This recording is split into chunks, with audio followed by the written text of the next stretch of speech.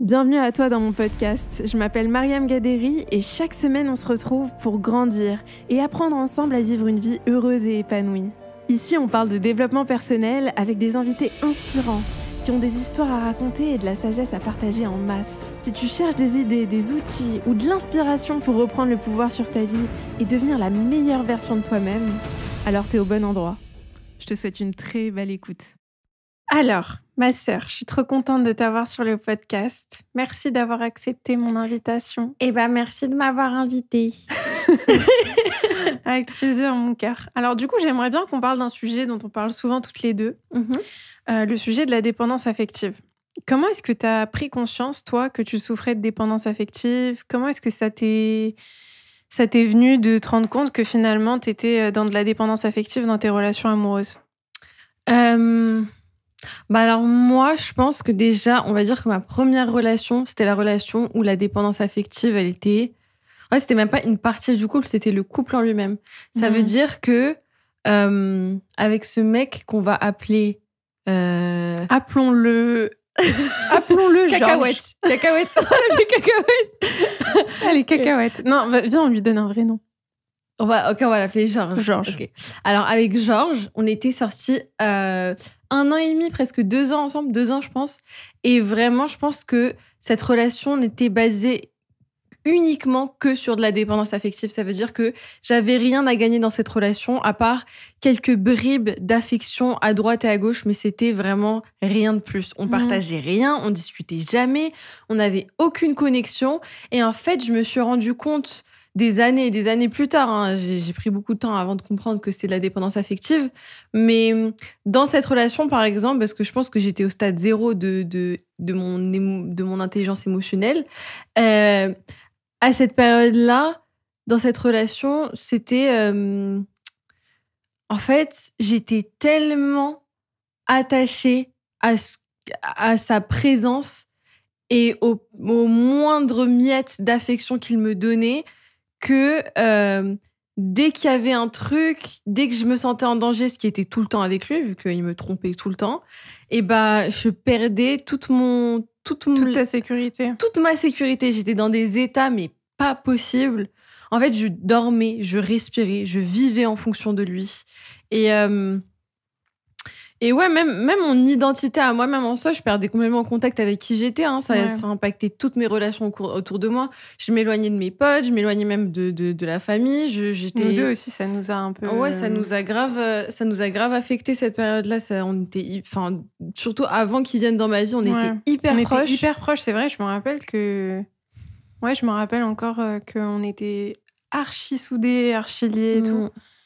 Et ensuite, c'était une période qu'on devait vivre aussi, que tu devais vivre. Ah, totalement. Mais j'en suis hyper reconnaissante, parce que ça m'a beaucoup, beaucoup fait souffrir. Mais je pense qu'il fallait que je passe par là pour comprendre qu'il fallait que je grandisse un peu. Mais après, ça s'est encore rejoué jusqu'à ce que je comprenne que ça me servait plus.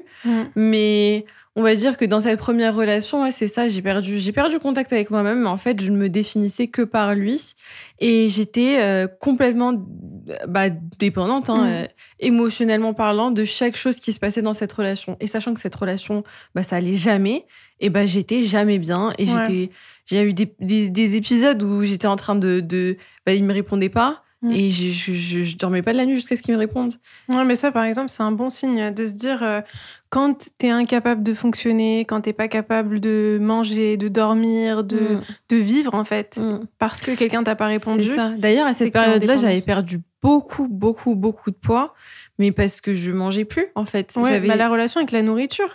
Soit tu perds du poids, soit tu prends du poids. C'est des signes, ça aussi. Ah, totalement. Et le fait de s'isoler, d'être plus aussi proche de sa famille ou de ses amis, ça aussi, je pense que c'est peut-être un signe. Ouais, totalement. Il y a ça, en fait, c'est surtout ta relation avec toi-même, ta relation avec les autres.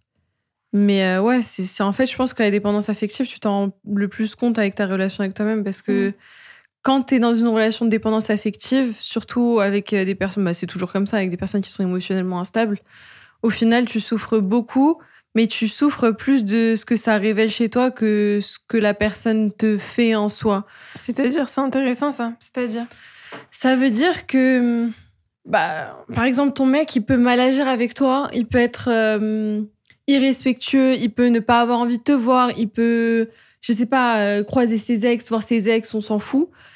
C'est irrespectueux, c'est dérangeant, c'est malaisant, mais le problème, c'est que c'est quand ça devient... quand ça remet en question toute ton identité. Ça veut dire que sur le moment, tu perds totalement ta valeur, en fait, en fonction de ce que la personne, elle fait. Ça veut dire, s'il me répond pas, c'est parce que... bon, il y a des peurs qui sont les peurs de l'abandon, tout ça, etc. Mais dans la dépendance affective, c'est ça, c'est s'il me répond pas, et déjà, il s'en fout de moi, mais en plus de ça, j'ai aucune valeur. S'il décide de parler à ses ex, c'est parce que je suis moins bien que son ex, c'est parce qu'il s'en fout de moi, c'est parce que, encore une fois, j'ai pas de valeur. En fait, c'est intéressant parce que ce que tu dis, c'est qu'en gros, on interprète toutes les actions de l'autre par rapport à ce sentiment de pas être assez, de pas avoir assez de valeur. Totalement. Et parce qu'en fait, quand tu dis... Si tu prends une relation où il n'y a pas de dépendance affective, la personne en face de toi, elle peut mal agir. Ça arrive, on est tous humains. Mais va pas y avoir cet élan de... en fait, c'est que moi-même, j'ai plus de valeur. C'est que moi-même, il s'en fout. C'est que moi-même, je suis ça ou ça. Ça te définit pas, en fait. C'est plus... ça marche pas pour moi. Je suis un peu inconfortable. Peut-être que ça me blesse un peu. Mais je vais pas en souffrir. Je vais pas perdre pied avec ma valeur, en fait. Je sais que j'ai de la valeur, juste la personne en face de moi, elle agit de telle ou telle manière et ça lui appartient, ça m'appartient pas à moi. Exactement. Alors que dans la dépendance affective, tu t'es complètement emmêlé avec l'autre. Donc, ce que l'autre fait, c'est forcément ce qui te définit. C'est ça. Et comment est-ce que ça a changé pour toi ? Parce que c'est intéressant de se dire... Parce que je sais qu'il y a plein de gens qui souffrent de dépendance affective et qui se disent je vais rester là-dedans toute ma vie. Est-ce que... moi, je sais un peu ce qui s'est passé pour toi, mais c'est intéressant d'en discuter. Qu'est-ce qui a fait que tu t'es dit, là, il faut déjà que... Là, il faut que je le règle. Il faut que je règle ce problème. Il faut que je... Ou plutôt, j'aime pas utiliser le mot problème, mais il faut que j'approche cette problématique de manière différente parce que c'est en train de vraiment impacter ma vie de façon trop négative. Je pense que ça s'est vraiment fait progressivement. C'est pas un truc qui s'est fait du jour au lendemain, mais je pense que... En fait, j'ai dû me mettre face à ce que c'était vraiment pour moi, dans le sens où il y a eu une relation, pas la première, la deuxième grosse relation que j'ai eue, où j'ai commencé à sortir avec cette personne et j'étais... Là, je pense que c'était un autre level de dépendance affective. J'étais droguée de cette personne. Ça veut dire que la personne en elle-même, elle était malsaine pour moi, mais la manière dont je me suis attachée à cette personne, c'était devenu une drogue pour moi parce qu'on était vraiment tout le temps ensemble. Tout le temps. Je vivais vraiment... Enfin, c'était toute ma vie, elle tournait encore autour de lui, mais cette fois-ci, c'était physiquement, on était collés l'un à l'autre. Et en fait, il arrivait tellement bien à appuyer sur toutes mes blessures que dans un sens, ça me rendait encore plus addict à lui. C'était une sorte de... Je sais pas comment expliquer, mais enfin bref... C'est-à-dire, est-ce que tu peux détailler ce point sur les blessures ? Sur quelles blessures il appuyait et comment est-ce que ça a renforcé cette dépendance ? C'est une bonne question, ça. Je sais, je pose que des bonnes questions. En fait, je pense qu'il appuyait sur... il appuyait beaucoup sur ma blessure sur ma peur de l'abandon, ma peur du rejet. C'était beaucoup ça. Parce que... Dans son comportement, tu sentais qu'il pouvait... il te montrait indirectement, peut-être de manière même subtile, qu'il pouvait partir ou qu'il pouvait... Et ça, c'est un truc que je remarque beaucoup dans les relations où il y a de la dépendance. C'est il y a un des deux partenaires qui montre à l'autre que, tu sais, moi, je suis prêt à partir. C'est ça, en fait, de ouf. Et en fait, il me mettait en insécurité constante. Ça veut dire que... en fait, déjà, un truc, c'est qu'il me disait tout ce qu'il pensait. Et je suis pour l'honnêteté, mais là, c'était un stade où des pensées que j'ai pas envie de savoir sur mon mec et des trucs qui sont limite faits pour me faire mal, tu vois. Et ouais, j'ai été en insécurité constante et lui, il était beaucoup hésitant et moi, j'étais très anxieuse. Et du coup, c'était le schéma typique de plus je lui en demande, moins il me donne et moins il me donne, plus je lui en demande. Ah, c'est intéressant ça. Et en fait, ce truc je sais pas, c'est comme une sorte de drogue de se dire que ouais, en fait, je sais pas, c'est une sorte de drogue de se dire ouais, bah si je vais chercher à ce qu'il me le donne, je vais chercher à ce qu'il me donne ça, qu'il en fasse plus, parce que comme ça, et ben je vais enfin avoir de la valeur. Mais au fond, tu sais que la personne n'est pas prête à te traiter à ta juste valeur, mais tu vas chercher à te prouver le contraire. Contraire. Parce que c'est des schémas que tu répètes, des trucs que t'as pas eu forcément dans ton enfance, et tu dis cette fois-ci ça va pas être comme ça. Et du coup, le fait même de chercher d'être dans ce schéma de fuyant anxieux, et bah c'est une sorte de rush où tu t'attaches au bas et au haut et aux montagnes russes, plutôt que d'essayer d'avoir une relation normale où c'est plus stable, quoi. C'est ça. Et dans cette relation, au bout de, je crois que c'était les 6 premiers mois, c'était devenu invivable pour tous les deux. Mais moi, j'étais tellement attachée à lui que j'étais prête à tout accepter et je voulais juste que ça marche. Et enfin, bref, sans trop rentrer dans les détails, on a fini par se séparer. Et moi, ça m'a fait un choc émotionnel. C'était une des pires souffrances que j'ai ressenties de ma vie. Ouais, je m'en rappelle. Je l'ai vu partir, ça m'a mis dans un état. Mais c'était vraiment... Et je me souviens que tu m'avais dit ça parce que j'étais dans un état même physique où je me tenais physiquement comme quelqu'un à qui on a enlevé sa drogue. Je t'avais dit ça. Tu m'avais dit ça. Et c'était exactement ça. J'étais dans un état physique de détresse où, bras croisés, en train de me balancer Oui, c'est vrai. J'étais dans un état, mais vraiment de... Mais c'est ça la dépendance affective, c'est une drogue. Enfin, t'es dans le même état qu'un drogué, en fait. Exactement. Et pendant 1 mois, ça a été terrible parce que je me réveillais tous les matins, je pleurais, j'arrivais plus à fonctionner, je vivais plus. Ouais. Je sortais tous les soirs parce que je pouvais pas être seule. J'essayais de compenser avec tout plein de choses qui étaient hyper malsaines pour moi. En plus, lui, de son côté, il faisait bien en sorte que ça m'appuie sur mes blessures, quoi. Et en fait, au bout d'1 mois, je crois que j'ai touché le fond du fond. Et je me suis dit, mais là, c'est plus possible, ça marche plus pour moi, ce que je suis en train de faire. Et je sais pas, j'ai eu comme un déclic. Ça, c'est intéressant parce que ça m'intéresse beaucoup, le déclic. On parle beaucoup, de déclic. Ouais, j'ai eu un déclic et j'ai changé, etc. Moi, j'ai l'impression que c'est... Tu vois, t'as dit, j'ai touché le fond. Et je me suis rendu compte que ce qui se passait, ça marchait pas, en fait, que c'était plus possible. J'ai l'impression que c'est souvent, tu vois, quand on est à un stade où en fait, ça devient une nécessité pour nous de changer. Ouais. Tu vois, ce que je veux dire, c'est t'arrives à un stade d'une telle souffrance que ça devient nécessaire de changer. Si tu changes pas, tu sais que tu vas couler, en fait. Que tu vas vraiment... Mais c'était ce qui était en train de se passer. Et en fait, je sais pas, c'est comme si dans mon cerveau, il y avait un switch. Je saurais pas... En fait, je pense que c'est plein de petites choses qui se sont accumulées les unes aux autres. Et franchement, j'ai eu de la chance d'avoir un bon système de soutien autour de moi. Toi, maman, j'avais mes copines aussi. Et ça, je pense que ça joue aussi un grand rôle là-dedans. Mais ouais, je sais pas, c'est ça. C'est même mon corps qui m'a dit, là, je peux plus supporter, il faut faire quelque chose. Et je me suis repris en main et j'ai décidé de lâcher prise. Ça n'a pas été facile. Il y a encore eu besoin de temps avant que j'arrive à ce moment-là. Mais j'ai lâché prise. Bon, au final, j'ai décidé de continuer cette relation. Ce qui n'était pas forcément bon ou mauvais. C'est une relation qui a fini par beaucoup, beaucoup m'apprendre. Mais quand je me suis remis avec ce mec-là, mon approche à la relation a été complètement différente. Ça veut dire qu'il y avait encore de la dépendance affective, mais elle était moins accentuée que quand on a commencé cette relation. Et même si je restais un peu dans le même endroit, on va dire que la souffrance a été diminuée, quoi. J'arrivais mieux à être en contact avec moi-même. Et c'est un moment où je me suis aussi rendu compte de l'importance de ma relation avec moi-même.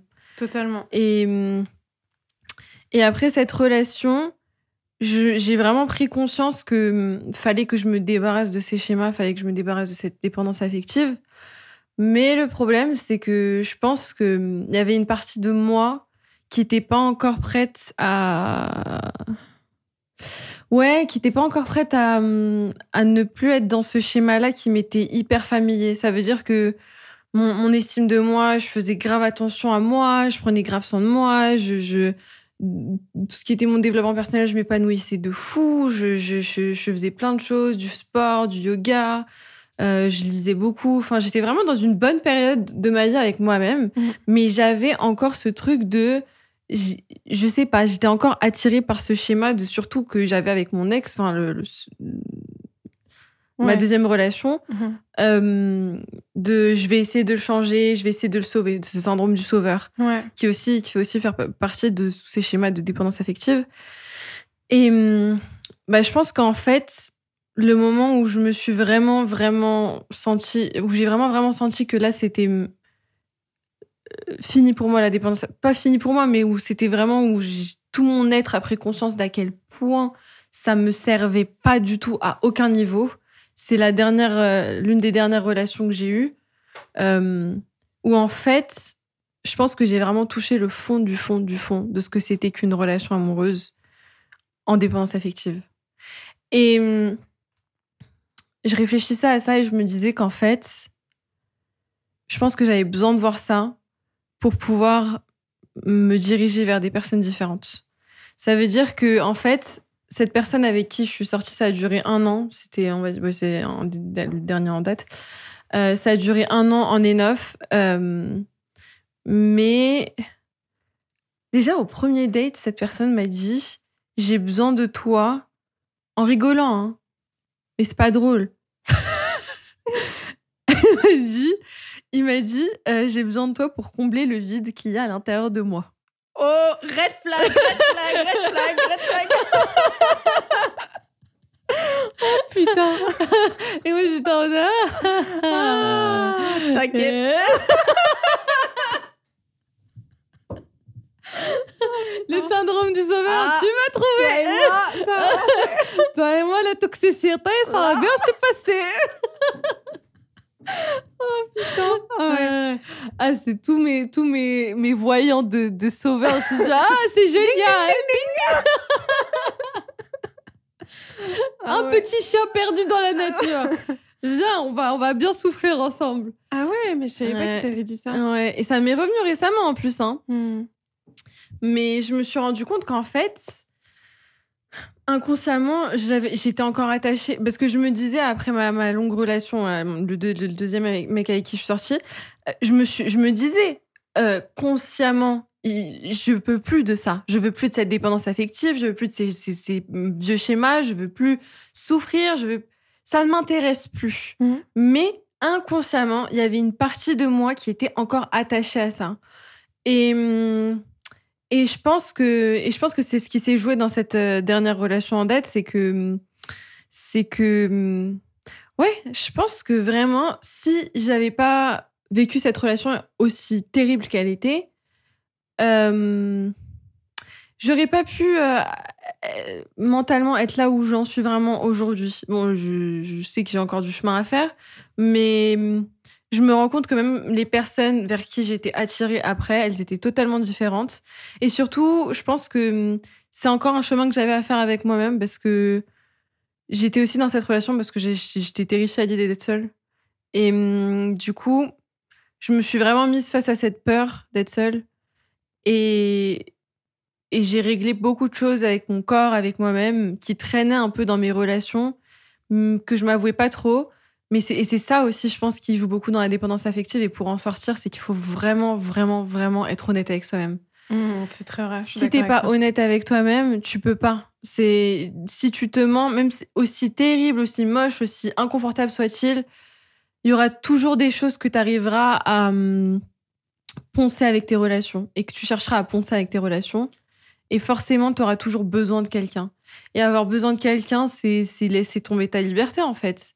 Et tu te mets à la merci de personnes qui peuvent être mais vraiment minables. Moi, ce que j'ai vu je veux pas partir de jugement de valeur, mais ce que j'ai vu dans ma dernière relation en date, c'était que vraiment, c'est un jeu très dangereux. Parce que tu peux être avec un mec qui peut être... bon, ça peut être un mec, un petit con, mais bon, voilà. Mais tu peux être avec des mecs qui sont mentalement vraiment dérangés. Et tu sais jamais. Parce que le problème avec la dépendance affective aussi, c'est que ça floute. Ça floute ta réalité. T'as tellement besoin de cette drogue qu'il y a des choses que tu vois même plus. Mais c'est intéressant ce que tu as dit sur le fait d'être radicalement honnête avec soi. Qu'est-ce que tu avais besoin de t'avouer à toi-même pour pouvoir justement commencer le processus de déconstruire ça et de te libérer de la dépendance affective? Qu'est-ce que tu as eu besoin de t'avouer? En fait, j'étais tellement obsédée par le fait de me dire je suis bien avec moi-même. En fait, c'est drôle parce que avant, je me disais jamais ça et ça me mettait encore plus en insécurité dans mes relations. Mais là, le fait de même pas m'avouer que j'avais encore certaines insécurités, ça faisait que en fait, j'étais encore insécure sur plein de trucs. Bon, je pense qu'on aura toujours des insécurités, mais ça dépend comment on les aborde. Enfin bref, je pense que là, j'étais tellement obsédée par le fait de me dire je suis indépendante, je m'aime, je suis bien avec moi-même, que je me mentais un peu. Enfin, j'étais un peu dans le déni de ce que je ressentais vraiment. Et sachant que depuis que je suis toute petite, ça a été un sujet pour moi qu'on me dise que je suis trop sensible, je suis trop émotionnelle, et c'est des choses qu'on m'a reproché aussi dans mes relations. Pas forcément sensible, mais plus émotionnelle ou trop... Je sais pas. Enfin bref, mais c'est des choses qu'on m'a reproché dans mes relations que j'ai essayé totalement de me prouver à moi-même que je pouvais être forte, que j'étais bien avec moi-même, que j'étais indépendante, que j'étais une bad bitch, que truc, que machin. Mais le truc, c'est qu'au final, j'étais dans le déni. J'étais dans le déni d'insécurité qui traînait très visiblement autour de moi et dans mes relations amoureuses. Et je pense que la plus grosse peur dans tout ça qui m'a... Et c'est aussi grâce aux thérapies que je faisais, parce que sans ça, je pense pas que je me serais rendu compte de toutes ces choses-là. Mais en voyant une psy régulièrement aussi, ça m'a permis de prendre conscience de ça. Mais la plus grosse peur que j'avais et qui traînait, c'était vraiment la peur de la solitude. Intéressant. Tu vois, parce que je parlais avec un coach, justement, dans un autre podcast qui s'appelle Julien Musi. Et on parlait de ça parce que, tu vois, toi et moi, on a eu un peu un truc où chacune, on avait une peur. Dans le sens où, quand je parlais avec lui des relations amoureuses, il m'a dit, tu sais, Mariam, on a souvent deux peurs. Le schéma, c'est souvent deux peurs. Soit la peur d'être seule, soit la peur d'être en couple. Intéressant, franchement. C'est ouf. C'est ouf, hein. C'est ouf parce que du coup, on était toutes les deux, on a été dans ce truc-là où toi, t'avais peur d'être seule. Moi, j'avais plutôt peur d'être en couple. De ouf. Donc, du coup, moi, j'étais plus dans l'autre extrême où non, les relations, c'est pas fait pour moi, ça me fait perdre du temps, etc. Tu vois, et j'ai trouvé ça super intéressant parce que dans les deux cas, c'est une peur. Ouais. Tu vois ? De ouf. Ah, mais de ouf. C'est trop drôle parce que c'est vraiment ça. Ouais. De ouf. Et moi, j'essayais d'éviter cette peur en allant dans des relations sur relations sur relations. Et putain, c'est drôle parce que vraiment, on a vraiment toutes les deux pris deux chemins différents là-dessus. Ouais. Mais du coup, ouais, c'était ça, c'était la peur d'être seule. Et en fait, déjà, le fait de m'admettre ça à moi-même, j'avais l'impression que ça allait être une défaite en soi, après tout le travail que j'avais fait sur moi, alors qu'en fait, c'était la plus grosse victoire que j'ai eue de ma vie, parce que c'était être vulnérable envers moi-même, en fait. Exactement, c'est ça. C'est cette vulnérabilité envers soi qui est difficile, mais dont on a besoin. Totalement. Et aussi, il y avait un truc qui était totalement et à 100% lié avec ma relation avec mon corps. C'est que, et ça aussi, c'était un truc que j'arrivais pas à m'admettre, c'est que, en fait, j'avais créé cette croyance hyper chelou que quand j'étais en couple, je perdais du poids et j'étais bien dans mon corps. Et quand j'étais pas en couple, j'étais... genre, il y avait une sorte de danger pour moi que je prenne du poids et que je sois plus désirable. Mais justement, ça, c'est très bien qu'on en parle. Par exemple, la relation au corps et ce que toi, t'as vécu aussi, parce que t'as aussi un vécu par rapport à ça, t'as une histoire par rapport à ça. Qu'est-ce qui a fait dans ton parcours que... Je te demande comme si je connaissais pas, mais parce que les gens qui nous écoutent ne connaissent pas. Mais qu'est-ce que t'as vécu, tu vois, aussi pour avoir cette relation à ton corps, à ton poids, surtout à ton poids Bah, tu veux dire mes traumas de comment je me sentais dans mon... C'est-à-dire, qu'est-ce qui a fait que c'était important pour toi de perdre du poids ou d'avoir une certaine apparence, même si la question, elle est un peu... C'est un peu une question... Je veux dire, on a toutes, en tant que femmes, ce sujet-là de l'apparence, du poids, du corps, etc. Mais dans ton parcours à toi, pourquoi est-ce que ça a été important? Qu'est-ce que tu as vécu qui a fait que tu as eu aussi cette pression de ressembler à un certain standard? En fait, je pense que c'était plutôt à la puberté. Tu sais, quand j'ai eu mes premières règles et tout, machin. Et j'ai pris beaucoup de poids à cette période-là. J'ai pris beaucoup de poids et je faisais pas grand-chose. J'allais à l'école et puis je rentrais à la maison, je mangeais, je regardais des trucs sur l'ordi à la télé. Et je pense que je regardais beaucoup Pretty Little Liars, je me rappelle. Et tout ce qui était Disney Channel, j'avais des posters partout dans ma chambre. Oh mon Dieu, quelle période. Et bref, cette période-là, c'est vrai que j'ai pris du temps à m'en rendre compte, mais c'était un peu traumatique pour moi parce que en fait, c'était une période où moi, j'avais pris beaucoup de poids et j'étais pas du tout, on va dire, désirable selon les standards de beauté qui nous étaient imposés à cette période-là. Et tu sais, c'est une période où tu commences à t'intéresser aux garçons, où tu commences à... Où t'as envie aussi que les garçons s'intéressent à toi. Totalement. Et moi, les mecs, ils me regardaient pas du tout. Ils me regardaient pas. Il y avait eu un épisode où j'avais eu un crush énorme sur un de mes potes et j'étais vraiment... j'étais trop in love de lui. Et puis... et je sais plus, on se voyait souvent et tout.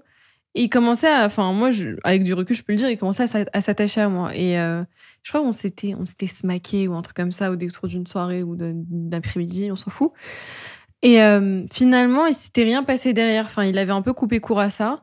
Et j'avais pas compris. Et je crois que c'était quelques semaines après, il y a quelqu'un qui m'a dit, il avait dit qu'en fait, il avait trop honte qu'il se passe quelque chose entre vous aux yeux des autres. Et, et sur le coup, j'avais pas compris à quel point ça m'avait affectée parce qu'en réalité, j'étais pas insecure, j'étais pas mal dans mon corps. Enfin, je voyais pas ce qu'il y avait de mauvais dans mon corps. Parce qu'il y avait rien de mauvais, en fait. Il y avait rien de mauvais. Et en fait, j'étais un peu entre ce que l'extérieur me projetait de moi et ce que moi, je voyais de moi. Ce qui fait que petit à petit, parce que l'extérieur projetait de moi, c'est devenu ce que moi, je voyais de moi. Et aussi, il y a eu tout le côté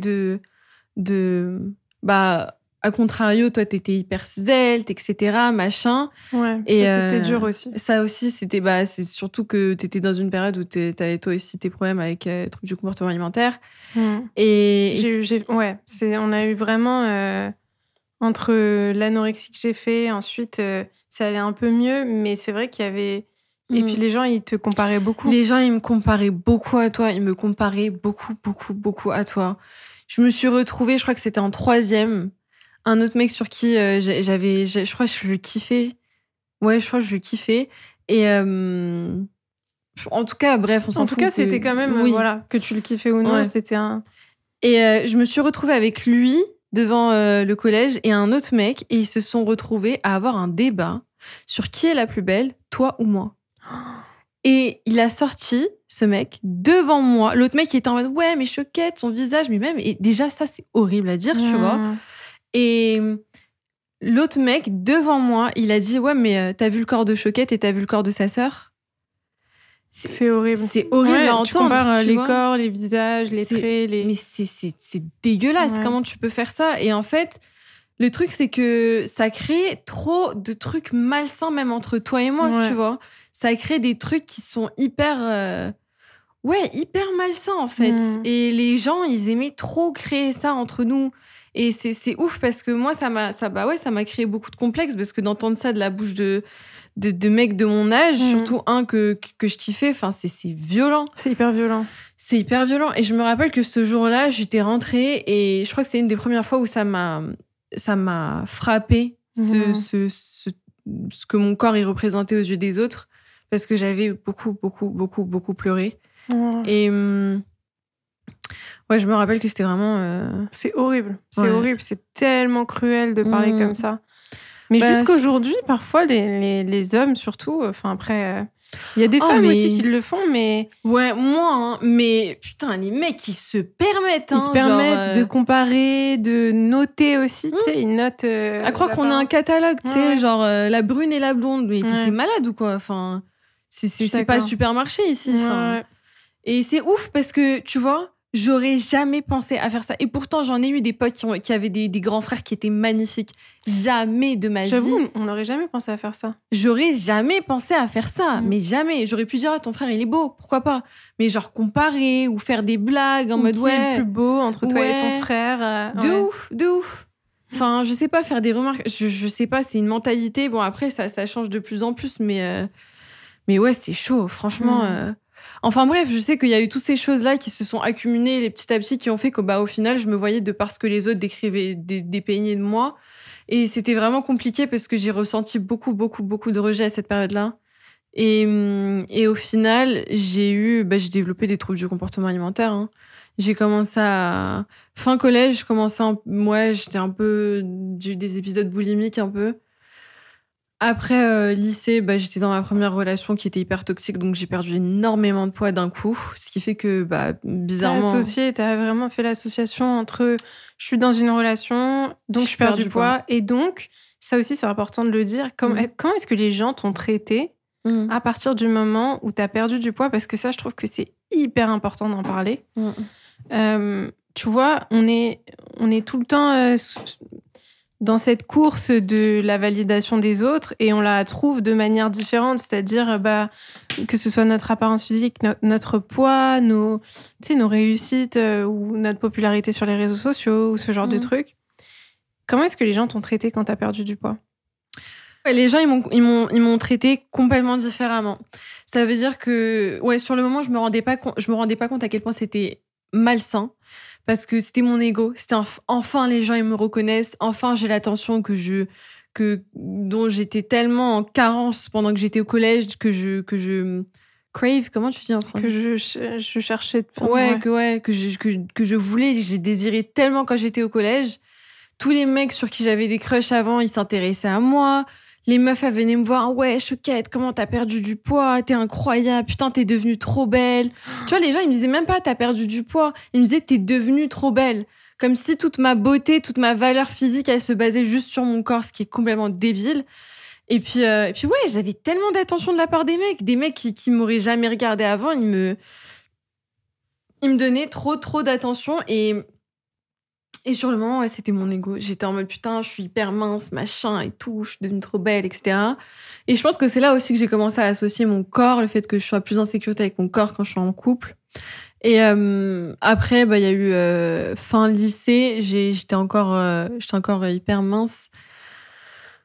Et après lycée, il y a eu 1 an où je faisais rien. J'avais quitté mon ex et je faisais rien, j'étais pas très bien. Et c'est là où c'est devenu un peu un flou artistique de troubles du comportement alimentaire. Une salade de... j'avais tout. Hein. En fait, c'est là où ça a été le plus violent pour moi, mes troubles du comportement alimentaire, parce que j'alternais. J'ai commencé en faisant de la boulimie. Et en fait, j'étais beaucoup dans la restriction cognitive. S'il faut que je peux expliquer après aussi ce que c'est. J'expliquerai. Du coup, j'expliquerai ce que c'est. Et j'étais beaucoup dans la restriction cognitive. Du coup, je mangeais plus, donc je prenais du poids. Et le fait de prendre du poids et de rien faire à côté, c'était un cercle vicieux. Et j'ai commencé à parler à des épisodes boulimiques. Et en fait, c'est devenu un truc où il y avait des journées où je mangeais pas du tout. Il y a des journées où je mangeais normalement mes 3 repas, mais ensuite je me faisais vomir. Et il y avait des journées où c'était des crises d'hyperphagie, où je mangeais. Et en fait, j'étais vraiment dans un cercle vicieux où je faisais des crises d'hyperphagie pendant toute une journée. Du coup, le lendemain, je me punissais, je mangeais pas du tout. Et le lendemain, je mangeais normalement, mais je me faisais vomir. Et ça s'arrêtait pas. Et plus je faisais ça, plus je prenais du poids, plus j'avais recours à tout ça. Et plus mon estime de moi, elle devenait de plus en plus pourrie, très sincèrement. Et en plus de ça, comme je faisais rien, ça m'aidait pas aussi au niveau de mon estime de moi-même. Et ça fait que c'est devenu pendant 1 an et demi, ça s'arrêtait pas, quoi. Après, je me faisais plus vomir, je mangeais, j'arrêtais pas de manger, mais c'était l'hyperphagie pure pendant presque un an. Et, et j'avais pris énormément, j'avais pris beaucoup de poids à cette période-là, ce qui est pas forcément mauvais, mais ce qui est mauvais parce que c'était de par des troubles du comportement alimentaire. Et, et en fait, ouais, c'est ça, c'est que, je sais plus où je voulais en venir. Ouais, c'était ma relation avec mon corps. En fait, je crois que ça a duré 2-3 ans, cette période-là. Et après, je suis tombée en dépression complète. Et ouais, pendant cette période-là, ouais, c'était de l'hyperphagie. On va dire, l'hyperphagie, ça a été le trouble du comportement alimentaire qui a été le plus présent chez moi dans ma vie. J'avais été voir une psy qui m'avait dit que j'avais un trouble du comportement alimentaire mixte. Du coup, j'avais recours aux 3. Et c'est quoi la restriction cognitive ? Ouais, du coup, voilà, c'était une période où j'étais dans la restriction cognitive. La restriction cognitive, c'est quoi ? C'est en fait, c'est un peu l'idée pour être simple, c'est un peu l'idée du régime. C'est, voilà, tu vas acheter ton régime sur Internet, tu as le droit à ce plat, ok ?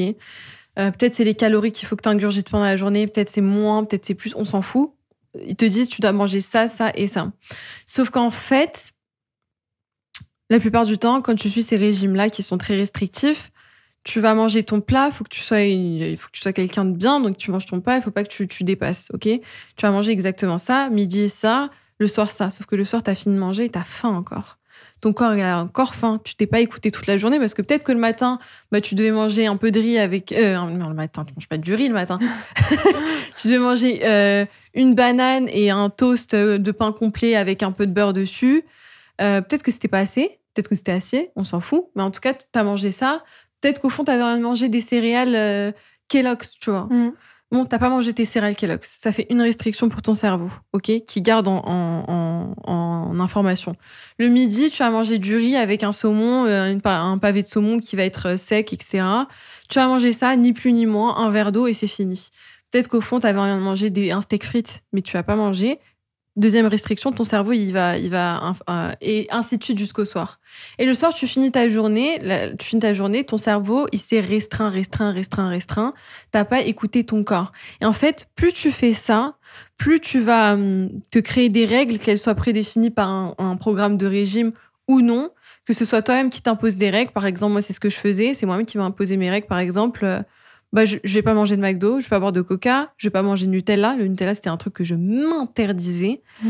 Et tout ça, c'est des trucs que peut-être j'avais des envies, mais comme je me dis non, ce que je vais faire, c'est que à partir du moment où je vais craquer, à partir du moment où je vais manger encore plus que ce que j'aurais mangé si je m'étais écoutée. Et en fait, mon apport calorique, il va être encore pire parce que je vais m'autoriser à manger ce qui est les bons aliments, les aliments autorisés, mais je vais en manger en plus grande quantité que les aliments interdits. Alors que si je mange les aliments interdits en petite quantité, mon cerveau, il va pas m'envoyer ces signaux de « je veux ça, mange ». Il va être satisfait. Il va être en mode « j'ai été nourri, je suis bien ». Sauf que quand tu continuellement, tu restreins ton corps et ton cerveau aux signaux de faim que ton corps t'envoie, et tu défais cette relation. Tu sais plus quand t'as faim, tu sais plus quand t'as pas faim. Et alors, ça peut être soit t'as l'impression d'avoir faim tout le temps, dans l'hyperphagie, soit t'as l'impression de pas avoir faim du tout, alors que t'as hyper faim parce que tu te détaches de ça. Et bref, et en fait, au final, c'est ça, c'est souvent ça, quand tout ce qui est hyperphagie, restriction cognitive, au final, en vrai, c'est pas vraiment t'as l'impression de pas avoir faim, c'est plus t'as l'impression d'avoir faim tout le temps. Oui, parce que t'es trop dans la frustration, dans le contrôle et Et c'est des trucs chimiques qui se passent dans ton cerveau, c'est pas juste « Oh mon Dieu, cheat meal, j'ai craqué, j'ai mangé », c'est pas ça. C'est ton cerveau, et c'est comme ça aussi que ton cerveau, il sait si tu t'es nourri, c'est de par ton cerveau. Quand tu manges, c'est ton cerveau qui fait la connexion de « Ouais, c'est ça. J'ai mangé ça, ouais. » De ouf. Et le truc, c'est que... qu'est-ce que je voulais dire ? C'est de par ton cerveau que tu sais. Et oui, c'est des choses qui se font cognitivement. C'est ton cerveau qui envoie certaines hormones, certains trucs qui se passent, qui font que ton corps, il est satisfait. Il sait qu'il a été nourri. Et ce qui joue aussi dans tout ce qui est restriction cognitive, hyperphagie, etc., c'est aussi comment tu manges. Et comment je mangeais, moi, c'est que j'avalais. En fait, t'étais pas dans la pleine conscience du moment de savourer un plat. Exactement. Et alors, non seulement je restreignais mon corps de manger ce qu'il voulait vraiment, j'écoutais pas mes signaux de faim. Ça veut dire, je vais m'autoriser à manger à telle heure et je vais manger ça. Et ensuite, je vais manger un dessert bio, tu vois, mais c'est bio, donc ça va. Mais j'ai encore envie, donc je vais reprendre. Mais c'est autorisé. Sauf qu'en fait, j'avais plus faim il y a 20 minutes. Mais je vais continuer, parce que mon cerveau, il est en mode, il faut que tu me nourrisses, il faut que je mange.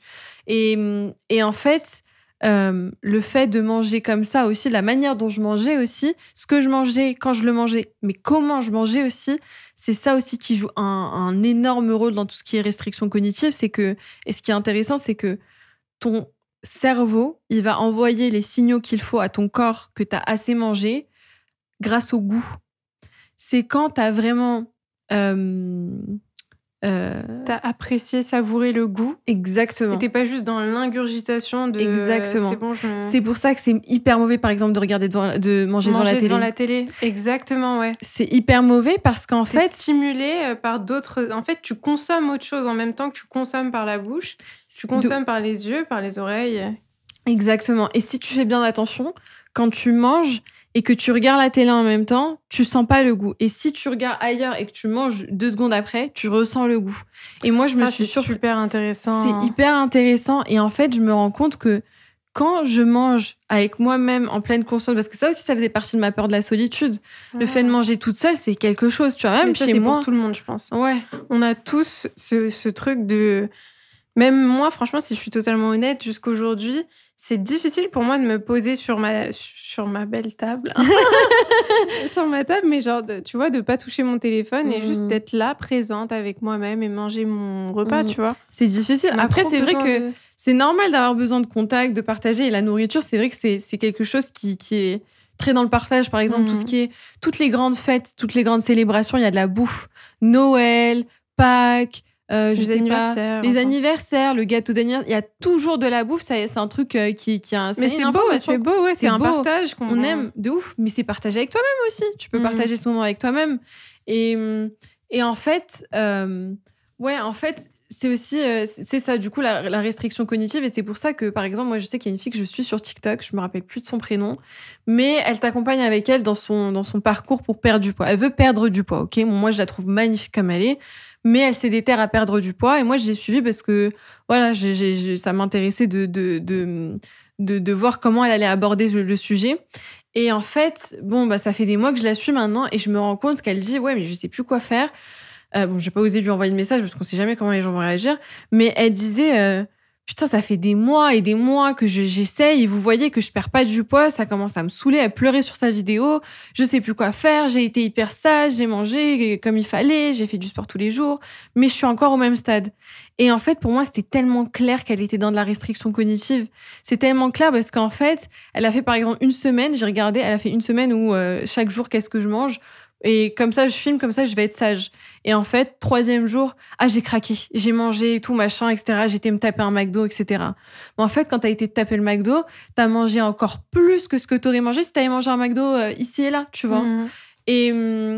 Et en fait, je me rends compte que ça, c'est un sujet qui est hyper prédominant dans tout ce qui est régime, perte de poids, bien-être, machin. C'est que les gens, ils se rendent pas compte que c'est bien de manger sain. C'est bien de manger équilibré. C'est bien de manger de manière à ce que tu te sentes bien dans ton corps. Mais plus tu vas te restreindre, plus les fois où tu vas te dire non à toi-même quand tu vas vouloir manger une part de gâteau, une tartine au Nutella ou un McDo, et plus ton cerveau, il va se sentir restreindre. Et plus quand tu vas craquer, tu vas vraiment craquer. Et ça s'applique à tout le monde, trouble du comportement alimentaire ou non. C'est vraiment un truc qui est c'est vrai. Dans ton cerveau. Ton cerveau, il se sent en manque de ça. Tu lui envoies l'information qu'il est en manque de ça. Et il va chercher une manière de compenser derrière. Et moi, je sais que... Alors, tout ça pour expliquer ce que c'est que la restriction cognitive. Une clé que d'ailleurs j'ai appris, je sais plus si c'était en parlant avec tonton Atta. Non, c'était en cours aussi. Peut-être que tonton Atta, il m'en avait parlé. Pour le contexte, notre oncle, notre oncle est professeur en psychologie et vraiment expert dans tout ce qui est troubles du comportement alimentaire. En Suède, il enseigne à l'université d'Uppsala et aussi de Stockholm, je crois. Et donc, c'est vrai qu'on a souvent des discussions avec lui sur ces sujets-là. Ouais, moi, il m'a beaucoup aidé dans tout ce qui était mes troubles du comportement alimentaire. Il a des insights incroyables. Ouais. Et enfin, bref, il m'en avait parlé sans vraiment me dire ce que c'était. Et j'avais revu ça dans mon cours d'option sur les troubles du comportement alimentaire à la fac. Parce que tu fais des études de psycho. Parce que je fais des études de psycho. Et du coup, j'avais pris en option un cours sur les troubles du comportement alimentaire parce que ça me passionne. Et là, on avait eu toute une partie du cours qui était sur l'alimentation intuitive. Et en fait, l'alimentation intuitive, je me suis rendu compte que j'ai abordé ça comme le médicament pour moi de réussir à sortir de ça. Parce que pas plus tard que ma dernière relation. En fait, à chaque fois que mes relations elles se terminaient, je prenais du poids. Mais je prenais du poids pourquoi ? Parce que quand j'étais dans une relation, je m'autorisais de manger tout et n'importe quoi parce que j'étais avec mon mec et c'était sécure. Je peux me le permettre. Tu te sentais en sécurité ? Je me sentais en sécurité de manger comme je voulais avec moi-même parce que j'étais avec mon mec et parce que j'avais cette croyance que je vais pas grossir vu que je suis avec mon mec. Ce qui est trop bizarre, mais enfin bref, je mangeais des McDo, des pizzas, machin, mais je prenais pas de poids. Pourquoi ? Parce que je m'autorisais. J'étais pas en restriction cognitive. Dès que j'avais plus faim, j'avais plus faim. Et je suis sortie de ma dernière relation, par exemple, pareil. Dès que je me sentais en sécurité, je mangeais de tout et de n'importe quoi, mais je prenais pas de poids. Et quand je suis sortie de cette relation, la première fois quand on s'est séparés, cette dernière relation en date qui était terrible, la première fois quand on s'est séparés, j'ai pris beaucoup de poids. Enfin, beaucoup... d'après ce que j'avais ressenti. Mais j'ai pris du poids parce que je recommençais à binger, à avoir des crises d'hyperphagie. Et quand il est revenu, malgré que je savais qu'il était mauvais pour moi, ce mec, je me suis remise avec lui. Parce que j'avais peur de comment j'étais quand j'étais toute seule. Peur de tout ce que... Tu te sentais pas en sécurité ? Non. Toute seule avec toi-même ? Non. Donc, ouais. Et quand il est revenu, franchement, je peux te le dire avec confiance aujourd'hui, c'était vraiment parce que je me sentais retomber dans mes troubles du comportement alimentaire, pas parce que j'avais envie d'être avec lui. Et bref, du coup, on est restés ensemble. Ça a été une fin de relation terrible. Mais c'est là où je me suis dit, Choquette, tu peux plus jouer à ce jeu. Tu peux plus attendre de t'attacher à des mecs qui peuvent être dangereux pour toi. Tu peux plus. T'as plus le temps pour ça. C'est plus possible pour toi. Et franchement, j'en suis aussi reconnaissante parce que je me dis qu'aujourd'hui, ça a été vraiment un mal, mais vraiment pour un bien. Parce que c'est là où je me suis dit, Choquette, là, t'as touché le fond. Et l'univers t'a montré que c'était dangereux pour toi de continuer à faire ça. Et là, je me suis dit, tu sais que t'as peur d'être seule. Tu sais que t'as peur d'être seule et que t'as peur de binger. Tu sais que t'as peur d'être seule, de prendre du poids et de plus être désirable aux yeux des autres. Tu sais aussi que tu cherches la validation chez les autres. Il faut que t'arrêtes ça. À partir du moment où t'arrêteras ça, t'auras plus besoin de t'attacher aux gens. T'auras juste besoin... Si tu choisis d'être avec quelqu'un, tu choisis d'être avec quelqu'un. Et à cette période-là, de manière très coïncidale, est-ce que c'est un mot qui... Coïncidemment. Conséquemment. Enfin bref, coïncidence, c'est qu'à cette période-là, pile poil, j'étais en train de faire mes cours sur l'hyperphagie, alimentation intuitive. Et je me suis dit, putain, j'ai trouvé la clé qui va m'aider à sortir de ça. Et en fait, j'ai commencé, parce que tonton Atta, il m'en avait parlé il y a des mois, mais je l'avais pas appliqué. Et là, j'ai commencé à appliquer ça. En fait, je me suis dit, Choquette, faut que tu appliques ça à chacun de tes repas, comme un médicament que tu prendrais. Exactement de la même manière que tu traiterais ton corps. Parce que moi, quand je suis malade, je sais que je fais les choses pour que j'aille mieux. Je vais me faire des tisanes, des soupes, je vais prendre mes médicaments tous les jours parce que la flemme d'être malade, quoi. Et c'est ouf, on traite notre corps différemment que notre intérieur, notre monde intérieur. Exactement. Et je me suis dit, de la même manière que tu fais ça pour ton corps, pourquoi pas faire ça pour ton mental ? C'est la même chose. Tout à fait. Et en fait, à partir du moment où j'ai commencé à vraiment appliquer ça, me forcer, parce que moi, c'était difficile, par exemple, de pas regarder la télé pendant que je mange. Je kiffe avoir Friends devant moi. Je pense que c'est tout difficile pour tout le monde. Hein. On a tous cette addiction à... Mais j'ai commencé à... par exemple, le matin, ce que je faisais, c'est que pour commencer ma journée, je lisais un peu et je mangeais en même temps. Le midi, je lâchais mon tel et vraiment, je me forçais. Et des fois, c'était compliqué. J'avais mes pensées, j'avais mes trucs et j'avais envie de les fuir un peu. Ouais. Et j'ai pas envie de penser au fait que même je mange maintenant. Mais je me forçais, j'étais en mode choquette, ça va être difficile. Il y a eu des moments où je continuais à avoir des crises d'hyperphagie, où je bingeais. Et tonton Atta, il m'avait prévenu. Il m'a dit, ça va pas être facile. Il y aura des moments où tu vas continuer à binger, il y aura des moments où tu vas continuer à... Mais il faut persévérer. Ouais. Et je te jure que j'ai persévéré. J'ai continué. Quand je mangeais doucement, j'appréciais. Je sentais ce que je mangeais. En pleine conscience. Et c'est pas grave. Si je binge, c'est pas grave. Si j'ai une petite crise d'hyperphagie, c'est pas grave. Tu t'autorises. Je m'autorisais. J'étais en mode, c'est pas grave, ça fait partie du process. Et même si j'ai pris un peu de poids, c'est pas grave aussi. Ça fait partie du process. Et plus j'étais patiente avec moi, plus j'appliquais ça comme un réel médicament pour moi. Comme une prescription. Et plus je sortais de ça, et plus quand je mangeais avec plaisir, je mangeais avec douceur envers moi. C'était un vrai moment que je partageais avec moi. Et bizarrement, j'ai commencé à trouver un poids d'équilibre où j'étais pas forcément mince ou curvy, j'étais juste moi-même et je me sentais très bien comme j'étais. Et mais en tout cas, mon poids, il augmentait pas, quoi. Je me retrouvais à mon poids d'équilibre normal. Ce qui est un détail mais qui est important quand même c'est super important, bien sûr, franchement. Et tu vois, c'est intéressant ce que tu as dit sur le fait que tu t'es mise face à cette vérité à ce moment-là, après cette rupture, où tu t'es dit en fait là ça devient vraiment dangereux. Est-ce que tu penses, c'est mon avis, mais est-ce que tu penses que parfois on a besoin d'être face à un certain degré de souffrance pour se sentir obligé d'être honnête envers nous-mêmes? Dans le sens où, tu vois, est-ce que vraiment on serait honnête envers nous-mêmes si ça devenait pas absolument nécessaire? Tu vois ce que je veux dire?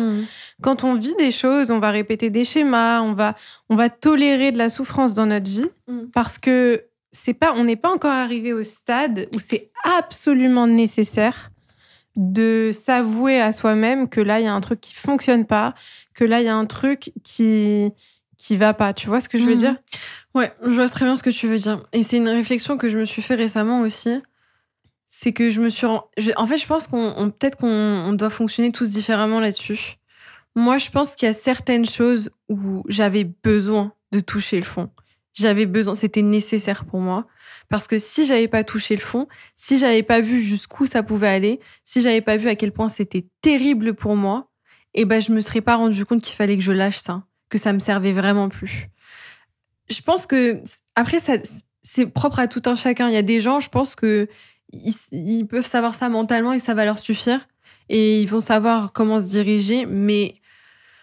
Ou alors, il y a des gens qui ont besoin de goûter un peu ce que c'est, à quel point c'est mauvais pour eux, pour comprendre qu'il faut aller dans une autre direction. Moi, je pense que, surtout des choses qui sont aussi inconscientes, pour moi, c'était vraiment nécessaire de toucher le fond avant pour pouvoir avancer et vraiment laisser certaines choses derrière moi. Vraiment, et ça, c'est vraiment une réflexion que je me suis dit parce que il y a des choses que je pense qu'on peut apprendre que par l'expérience aussi, tu vois.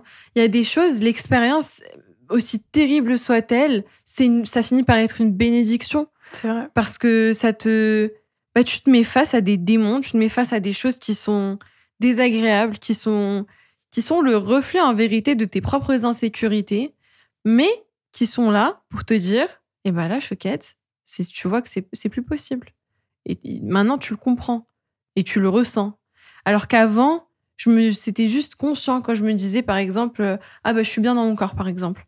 Ah, mais je suis bien dans mon corps, je m'aime et je m'aime. Mais au final, pourquoi est-ce que si t'es bien dans ton corps, pourquoi est-ce que quand t'es toute seule, tu te laisses pas manger comme t'as envie de manger quand t'as plus faim ou quand t'as faim? Tu vois? Pourquoi est-ce que j'ai pas le droit de manger du Nutella quand je suis toute seule? Pourquoi j'ai besoin d'être avec un mec pour me dire, ah, mais c'est safe pour moi de manger du Nutella? Et je pense que, c'est... Déjà, tu vois, même le fait de se poser ces questions-là, c'est important de se poser ces questions parce que très souvent, on va être dans le déni, on va se dire, en fait, non, mais tout va bien. Alors que si tu commences à te poser les questions, dans un premier temps, prendre conscience, ok, j'ai ce truc, j'ai ce schéma, j'ai ce comportement. Pourquoi est-ce que j'ai ce comportement ? Juste se poser cette question-là à soi-même, c'est dur, ça fait peur et t'as pas envie d'y répondre, mais c'est tellement important. Mais grave. Et surtout, en fait, pour moi, je l'ai dit avant, mais pour moi, c'était vraiment... En fait, je le voyais comme une défaite. Alors que... parce que je faisais des études, parce que j'ai fait tellement de travail sur moi, parce que je proclamais des valeurs que des fois, j'arrivais même pas à appliquer à moi-même, donc je me sentais comme si j'étais une imposteur, parce que j'essayais d'incarner des valeurs que vraiment et je me disais, mais c'est une défaite, en fait. Tu viens et tu dis aux autres, bah, il faut s'aimer et blablabla. Et toi, alors, enfin, tu te vois quand tu t'es toute seule et que tu manges, c'est pas de l'amour, ça, tu vois. Mais en fait, je me suis rendu compte à quel point, franchement, c'était, c'était une des meilleures choses que j'ai fait pour moi. De me dire, Choquette, t'as des insécurités, elles sont là, arrête de les nier, elles sont là. Plus tu vas les nier, plus tu vas les réprimer, plus tu vas essayer d'être non, mais je vais bien et je suis bien dans ma peau, et bah moins tu vas l'être, et plus elles vont te contrôler. Et ouais, ça a été archi libérateur parce qu'au final, ça m'a permis de renouer contact avec moi-même et de me sentir hyper sereine avec moi-même, dans mon corps, comme jamais je l'ai été dans ma vie, ou enfin, depuis mon enfance, je veux dire. Et en plus de ça, ça m'a permis de me rendre compte, mais j'ai besoin de personne, quoi. Je suis toute seule, je suis célibataire, même si... Moi, j'ai pas l'habitude... Depuis le lycée, j'avais plus l'habitude d'être célibataire. Enfin, à part les 3 ans où j'étais... Mais j'ai enchaîné les relations. J'avais plus l'habitude d'être célibataire et j'avais peur de ça. Et en fait... Le fait d'avoir recréé cet espace avec moi de sécurité envers la nourriture, mon corps et envers moi-même, et de me dire, j'ai peur de la solitude, qu'est-ce que je vais faire ? Je vais être dans la solitude. J'ai peur de manger quand je suis toute seule, qu'est-ce que je vais faire ? Je vais réapprendre à manger toute seule et je vais manger toute seule. Toute seule, ça veut dire sans la télé, ça veut dire sans compenser, sans me restreindre, ça veut dire manger comme je mangerais quand je suis avec mon mec. J'ai faim, j'ai plus faim, et j'arrête de manger. Et aussi un truc, je fais une petite parenthèse sur la restriction cognitive, c'est que plus tu fais ça, plus sur l'alimentation intuitive, c'est comme ça que tu recrées les signaux physiologiques de faim, physiques de faim. Plus tu manges consciemment et intuitivement, et plus tu recrées ton corps, il peut te dire, là j'ai faim, mange, et tu manges. Et plus tu fais ça, dès que ton corps il dit j'ai faim, mange, et que tu manges, et tu réponds à ce signal. Et dès que tu auras fini de manger et que tu auras vraiment plus faim, que ton corps il sent que tu as pris les calories que tu avais besoin, il va t'envoyer des signaux aussi. Et quand tu écoutes aussi ces signaux, tu recrées. Et après, c'est beaucoup plus facile de dire j'ai pas faim, au lieu de croire tout le temps que tu as faim. Enfin bref, c'était une petite parenthèse. Ouais, non, c'est intéressant, c'est super intéressant. Alors du coup, maintenant, j'aimerais bien qu'on parle de notre relation. Parce que je trouve que c'est important de parler de notre relation entre frères et sœurs. C'est un gros sujet. Nous, on a traversé plein de choses toutes les deux dans notre relation. On a eu des moments où on était hyper fusionnels, hyper proches, d'autres moments qui étaient plus difficiles. Ouais. Pour toi, c'est quoi qui a changé dans notre relation depuis quelques années ? Moi, je pense déjà, nous, chacune de notre côté. C'est vrai. Je pense qu'on a beaucoup, beaucoup, beaucoup évolué. Avant, on recréait beaucoup des schémas inconscients. Mais comme si on n'avait pas la main mise dessus, ça veut dire qu'on était totalement dans ce avec quoi... Pilotage automatique. Exactement. Ça veut dire on faisait avec ce qu'on avait.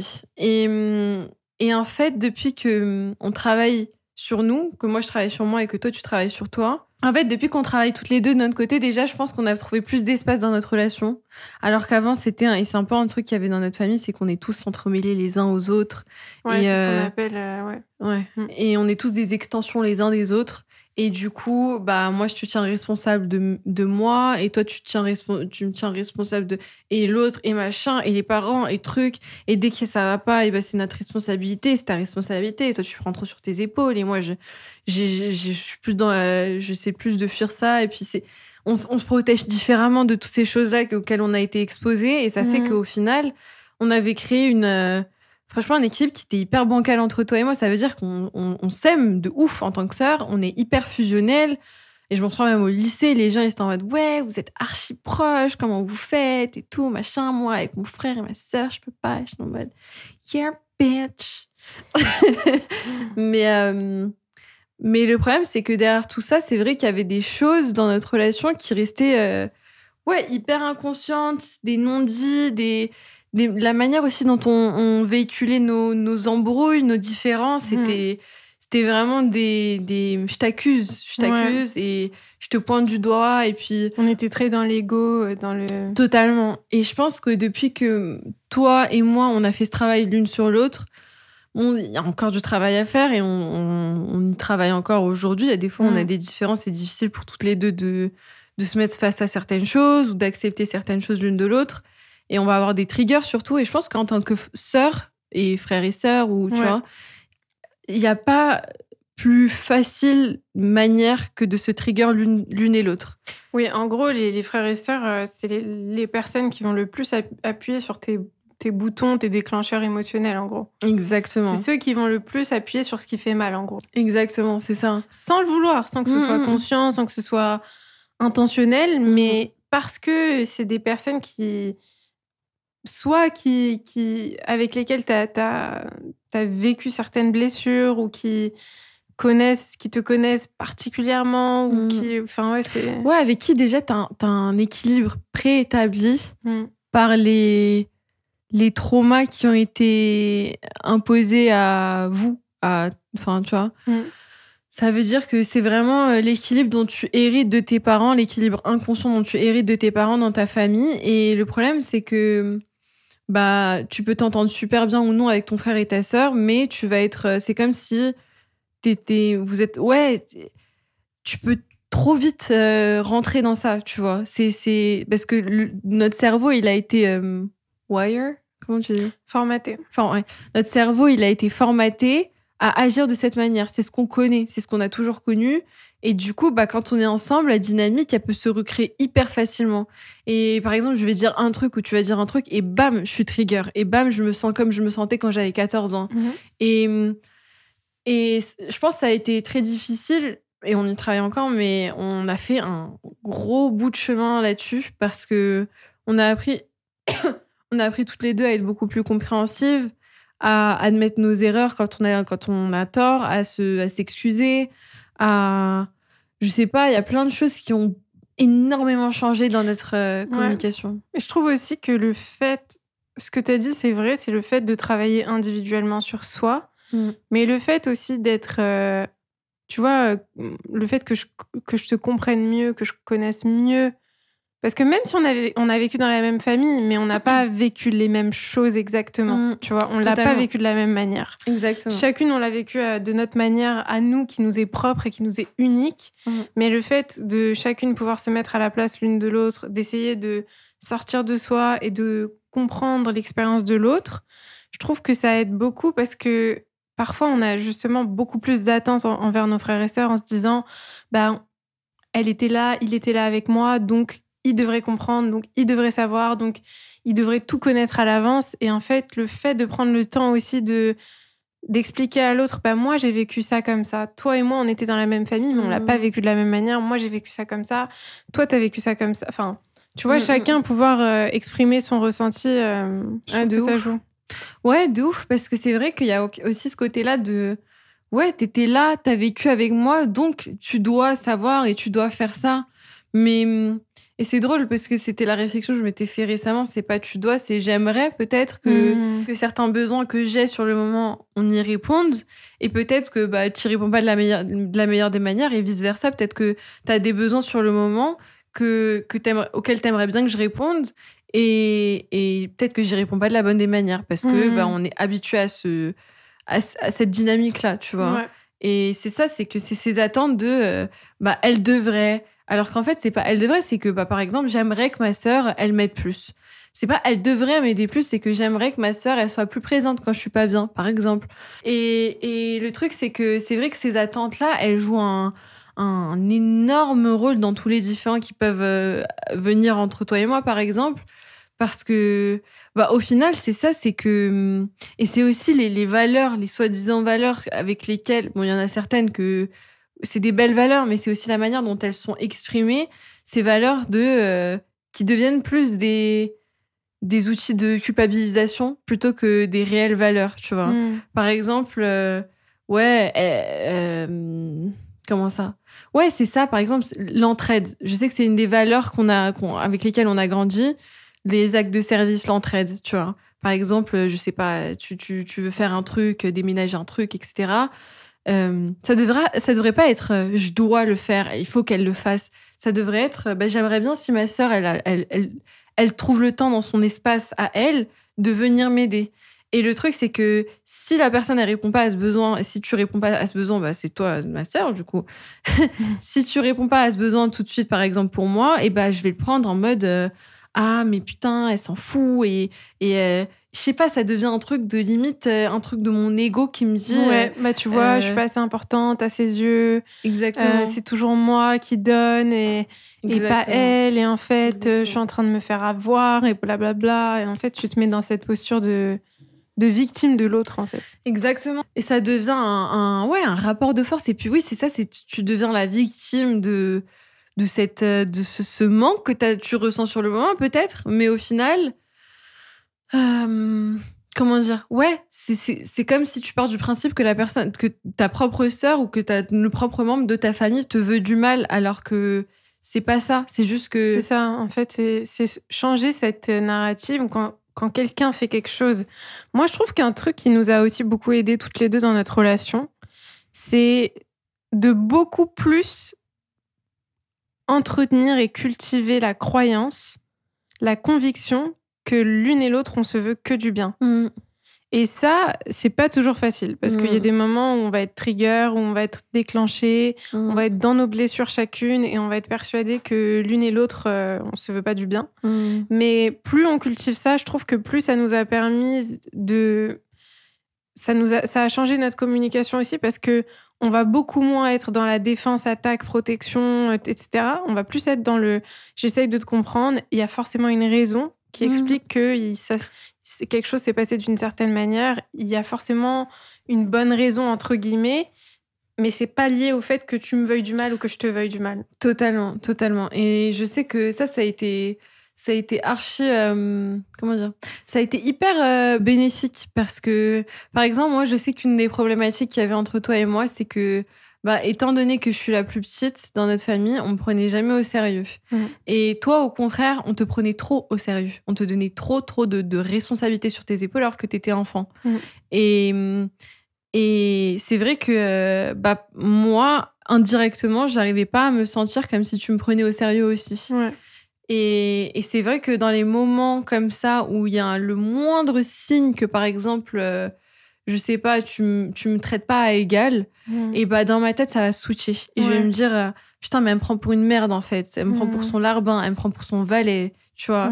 Et ça switch hyper vite. Et c'est des triggers comme ça qui vont avoir un impact hyper puissant sur mentalement tout ce que je vais me dire derrière. Oui, parce que c'est ton enfant intérieur qui se sent comme quand t'étais au moment ce moment-là où tu t'es sentie pas prise au sérieux, où tu t'es...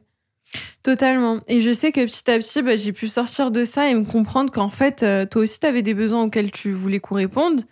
Et que, en fait, c'était beaucoup plus compliqué que ça, tu vois. Et c'est aussi sortir de sa propre réalité parce que au même titre, toi aussi, il y avait des besoins que t'avais, que je me rendais pas compte.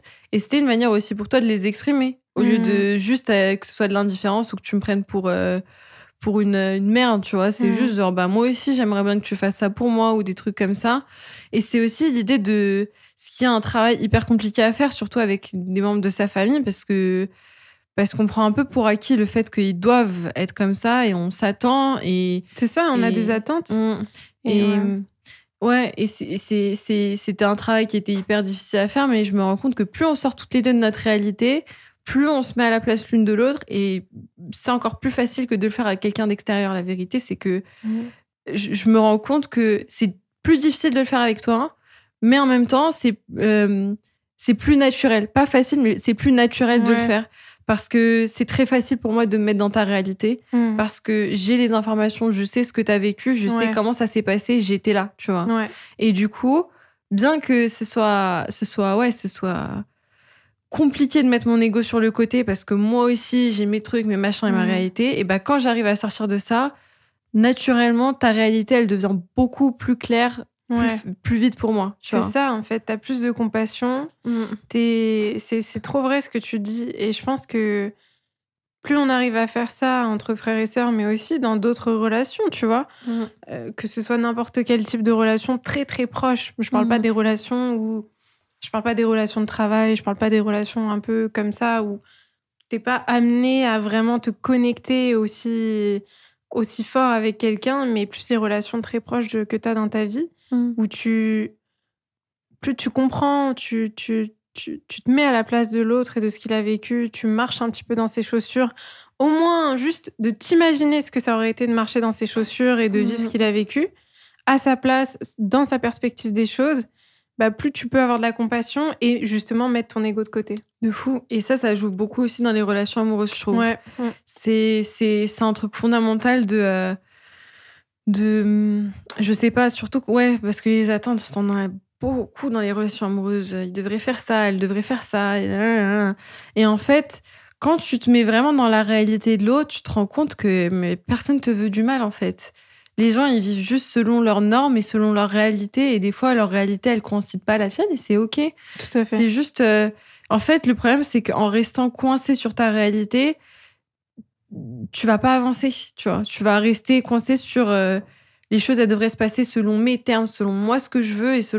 Mais les choses, elles se passeront jamais selon toi, ce que tu veux. Et si tu avances comme ça, tu vas avoir des attentes. Et les attentes, c'est quoi ? C'est de la déception garantie. Tout à fait. Et le truc, c'est que, pouvoir se dire que la personne, elle a une réalité différente de la tienne. La personne, elle a des besoins différents des tiens. Et peut-être que pour toi, ces besoins, c'est la merde ou c'est pas important pour toi. Mais peut-être pour cette personne, ça l'est. Et si t'étais à sa place, peut-être aussi que pour toi, ce serait un besoin auquel t'aimerais bien répondre, tu vois, pour toi-même. Et ça, je trouve que c'est hyper important, justement. C'est pas une question... C'est pas important que ce soit important pour toi, mais ce qui est sûr... c'est que si la personne est importante à tes yeux, alors ses besoins aussi doivent être importants. Exactement. Exactement. C'est pas que le fait en lui-même soit important pour toi, c'est que, par exemple, un truc basique dans les relations amoureuses et qui se joue beaucoup entre hommes et femmes, bon, je dis ça, mais ça peut se jouer dans plein d'autres relations, mais c'est vrai que, bon, les mecs, ils ont un rapport au fait de texter qui est un peu différent d'une autre. C'est ton mec qui t'envoie pas assez de messages, ok ? C'est peut-être pas important pour lui de t'envoyer des messages, peut-être que lui, il te montre son amour de 1001 autres façons, tu vois. Mais, et c'est pas important que ce soit important pour lui de t'envoyer des messages, ce qui devrait être important pour lui quand tu viens le voir et que tu lui dis, je trouve que tu m'envoies pas assez de messages, ou j'aimerais bien recevoir des messages, pour moi, c'est une manière de me sentir en sécurité. Ce qui est important, c'est que pour lui, ce soit important que toi, tu te sentes en sécurité et que tu sentes sa présence. Exactement. C'est ça, c'est exactement ça. Plus que, je sais pas, si pour toi, c'est important de faire un date chaque semaine ou d'aller au cinéma tous les vendredis, on s'en fout. Et c'est peut-être pas important pour lui d'aller au cinéma tous les vendredis. Peut-être qu'il s'en fout, peut-être qu'il n'aime même pas les films. Mais ce qui est important, ce qui devrait être important pour lui, c'est que tu partages un moment de qualité, que pour toi, tu sens partager un moment de qualité avec lui, tu vois. Totalement, je suis d'accord avec toi. Et je pense que c'est ça aussi, c'est là où résident toutes les incompréhensions, c'est que des fois, il y a des situations qui se passent où tu as des différends, que ce soit avec des membres de ta famille, tes amis, ton partenaire, et tu te dis que ils te négligent toi, ou qu'ils s'en foutent de toi, ou qu'ils sont pas... assez à ton écoute. C'est ça. Mais ça, c'est parce que justement, on est dans cette perspective où c'est comme si on est persuadé que l'autre voit les choses à travers notre propre filtre, comme si l'autre avait toutes les informations et que malgré ça, il décidait de pas y répondre, de pas répondre à nos besoins. Exactement. Alors qu'en fait, dans la plupart des cas, la personne n'a même pas un quart des informations dont elle aurait besoin. Exactement. Et c'est pour ça que je pense que c'est hyper important de sortir de sa réalité et de se mettre à la place de l'autre, même quand c'est soi-même, même quand c'est nous-mêmes qui sommes en besoin, ou parce qu'il y a aussi ce côté-là de mais c'est moi qui c'est à moi que la personne elle fait ça, c'est moi qui a besoin de ça. Mais au final, oui, t'as peut-être un besoin auquel on répond pas. Mais pourquoi est-ce que tu te retrouves dans cette position-là d'attente, tu vois ? Si t'as pas d'attente, déjà de 1, tu te sentiras pas déçu et tu pourras même répondre à ce besoin toi-même. Si l'autre personne en face de toi elle répond pas à ce besoin, tu peux répondre à ce besoin toi-même. Après, si le besoin est trop important, c'est aussi important d'avoir des conversations là-dessus, etc. pour pas se sentir constamment trigger ou blessé, que ce soit par ton pote ou quoi. Mais c'est vrai que, même dans notre relation, je me rends compte que quand on aborde des sujets de manière plus posée, plus... pas genre, t'as fait ça, et du coup, comme t'as fait ça, et bah moi, nanani nanana, c'est plus, il s'est passé ça, et moi, je me sens comme ça, et c'est vrai que pour moi, c'est un trigger, parce que blablabla, et aussi, ça enlève le côté d'attente, parce que il y a pas ce truc de j'attends qu'on s'embrouille pour te cracher à la gueule, des trucs comme ça. Oui, c'est clair. Parce que ça, c'est un truc aussi qu'on faisait. On était beaucoup dans le non-dit avant. Il y avait plein de choses qu'on se disait pas, qu'on ressentait, mais qu'on faisait un petit peu comme si tout allait bien. J'ai l'impression que beaucoup de gens font ça, et nous, on l'a fait pendant très longtemps, où on ressentait des choses, où il y avait des choses qui nous avaient blessés, ou des choses qui nous avaient dérangés, et on en parlait peut-être un peu, mais en fait, on n'était pas forcément soulagés réellement dans la discussion, mais on faisait comme si, ok, c'est bon, on fait entre guillemets, on fait la paix. Ouais.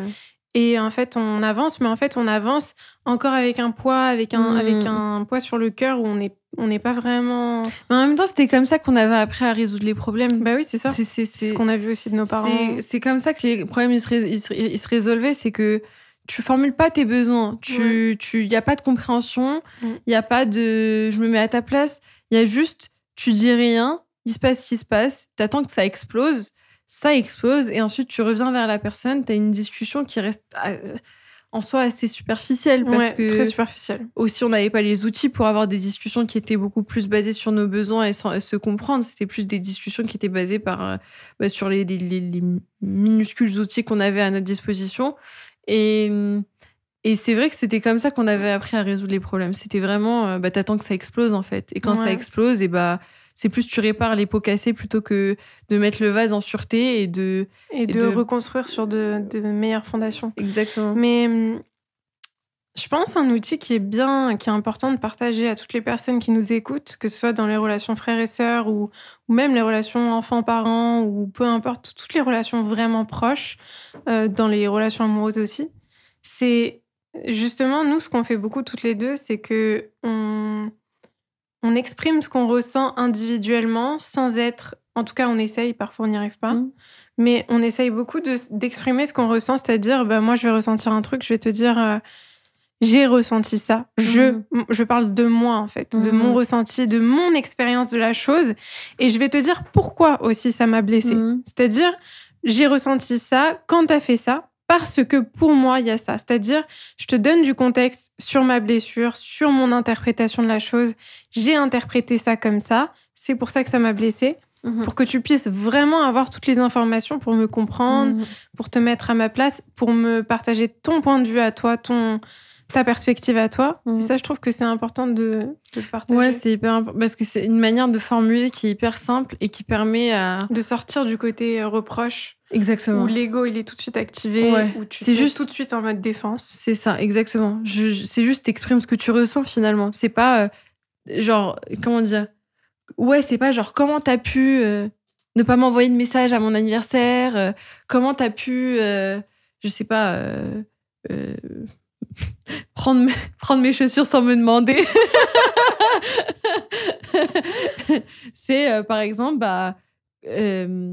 je me suis sentie pas prise en considération quand t'as pris mes chaussures, parce que pour moi ça fait partie de mon espace, et le fait que tu m'aies pas demandé, moi ça fait appel à une blessure dans laquelle je me suis pas sentie prise en considération dans le passé, dans la famille, etc. Tu vois.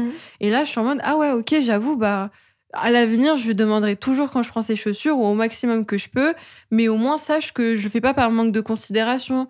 C'est peut-être par manque c'est peut-être plus de la négligence mentale, par exemple, tu vois. Et puis même là, toi aussi, tu peux comprendre que c'est pas une attaque envers toi-même, tu vois. Et je trouve que c'est une manière de communiquer qui est hyper libératrice dans plein de relations, parce que c'est ça, la plupart du temps, quand il y a un conflit, tu vas vouloir te défendre, tu vas vouloir défendre tes intérêts, tu vas vouloir défendre tes besoins, tu vas vouloir attaquer. Ouais, il s'est passé ça, parce que tu te sens injustement blessé, tu vois, et tu veux que l'autre personne, elle le ressente.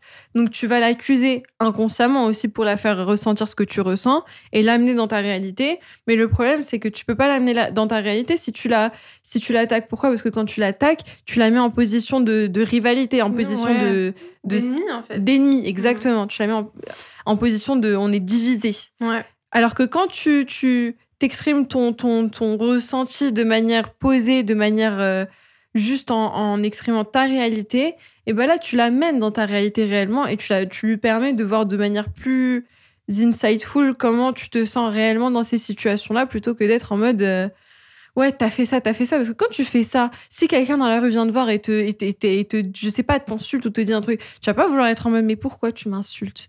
Quelle est cette colère derrière toi ? Bon, à part si t'es en mode matrixé par la psychologie. J'avoue que moi, je me poserais peut-être un peu la question et toi aussi, j'en suis sûre. Ouais. Mais si une personne, elle vient avec toi et le premier abord que t'as avec cette personne, c'est d'être divisé de cette personne. Quelle est la colère qui se cache ? Je pense qu'on aurait plus envie de l'insulter, mais... mais oui. C'est pour ça, c'est que tu vas direct te dire, mais quel connard, quoi. Enfin, le mec, je le connais pas, je suis en train de marcher et il m'insulte, il m'attaque. C'est ça. Alors que si tu vois quelqu'un qui vient te discrètement, bon, ce serait bizarre quand même, mais je reprends cet exemple parce qu'il faut quelqu'un de neutre. Si quelqu'un dans la rue vient te voir et te dit, écoute, excusez-moi, j'ai personne à qui parler, je me sens un peu seule, j'ai beaucoup de colère et je sais pas comment l'exprimer. Alors là, tu vas être beaucoup plus en mode, ah ouais, tu vas être attentif. C'est ça, tu vas être beaucoup plus amené à te dire, ah bah, cette personne, elle est en détresse. Empathique. C'est ça. Et tu peux pas être empathique si t'es attaqué. C'est ça. Et le truc, c'est pas être empathique pour excuser les choses qui se passent et qui sont pas OK pour toi. C'est plus être apte à comprendre le pourquoi du comment, de manière à voir que c'est pas personnel. Que c'est pas personnel et que la personne, elle évolue dans sa propre réalité, qui n'est pas la tienne. Et ouais, je pense que ça, c'est un truc qui a beaucoup joué dans notre relation et qui est... Enfin, de plus en plus, quand on le fait, de mieux en mieux, on apprend à sortir des conflits d'une meilleure manière, quoi. Je suis d'accord.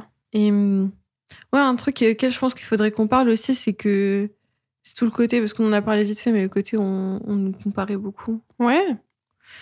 Et... Ouais, dis-moi ce que t'as en tête. Ouais, je pensais que c'était important d'en parler parce que c'est aussi, je pense, un truc qui a été source de beaucoup de conflits entre nous, le fait que les gens ils nous comparent constamment, parce que ça crée des blessures et des insécurités entre toi et moi qui peuvent se rejouer dans certaines situations où il y a des incompréhensions, où il y a des trucs qui nous mettent dans des situations qui peuvent être similaires. Et je trouve que ça doit beaucoup jouer, je pense, entre sœurs et surtout sœurs d'âge proche. Et pour terminer le podcast, je pose toujours une question. Pose-moi des questions, madame. Qu'est-ce que tu dirais à la petite Choquette si elle était devant toi ? Putain, je savais que t'allais me poser des questions, mais j'ai pas réfléchi. Attends. Eh ben, je lui dirais qu'elle est en sécurité, qu'elle a le droit d'être en colère, mais que... je sais pas comment exprimer ça. Que je comprends sa colère, plus qu'elle n'a pas le droit. Ouais. Que tu la comprends. Que je la comprends. Qu'elle est en sécurité, que je suis là pour elle et qu'elle n'est pas seule, que personne l'abandonne, et je lui dirais, écoute, aujourd'hui, on est des bad bitch, voilà, quoi. Non, je lui dirais que je suis fière d'elle parce elle m'a donné beaucoup de force. Ça me rend trop émotionnelle. C'est normal. C'est le but de cette question. You want to make me cry. Non, je lui dirais que elle m'a donné beaucoup de force dans ma vie parce que c'est elle qui ressent tout. C'est elle ma force émotionnelle, ma sensibilité, ma créativité. Ça vient d'elle en vérité, de ma petite enfant intérieure. Et que même si des fois on souffre et que ça fait mal et que ça lui fait mal, elle n'est pas toute seule. On est ensemble. J'aime trop ce message. C'est trop beau. C'est trop beau, mon cœur. Alors, pour tous ceux qui nous écoutent, allez suivre Choquette sur TikTok. Choquette Gaderi sur TikTok. C'est Choquette. C'est Choquette. Juste Choquette. On va vous mettre le pseudo sur la vidéo. Et Et puis en tout cas, si le podcast vous a plu, n'hésitez pas à nous laisser un avis, une note sur Apple Podcast ou Spotify et à nous laisser un petit commentaire sous la vidéo YouTube, ce sera génial. Et voilà, en tout cas, on espère que ça vous a plu et on vous envoie plein d'amour. On vous envoie plein d'amour.